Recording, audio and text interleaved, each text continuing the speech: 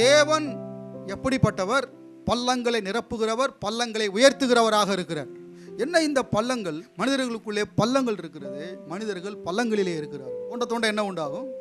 பள்ளம் உண்டாகும். சுரண்டப்படுவதனால இந்த பள்ளங்கள் உண்டாகி இருக்கிறது. பிசாசினால் முதலாவது மனிதன் சுரண்டப்பட்டிருக்கிறான். பிற்பாடு பாவம் மனிதர்கள் சுரண்டப்படுகிறார்கள், சமுதாயத்தினால் சுரண்டப்படுகிறார்கள், சூழ்நிலைகளால் சுரண்டப்படுகிறார். அவர்கள் பலன் சுரண்டப்படுகிறது, அவர்கள் ஞானம் சுரண்டப்படுகிறது, அவருடைய அறிவு சுரண்டப்படுகிறது, அவர்கள் ஐஸ்வர்யம் சுரண்டப்படுகிறது, அவருடைய திறமைகள் சுரண்டப்படுகிறது, லட்சியங்கள் எல்லாம் சுரண்டப்பட்டபடியினால என்னால மேலே வர முடியாது என்கிற நிலைக்குள் அவர்கள் தள்ளப்பட்டிருக்கிறார்கள்.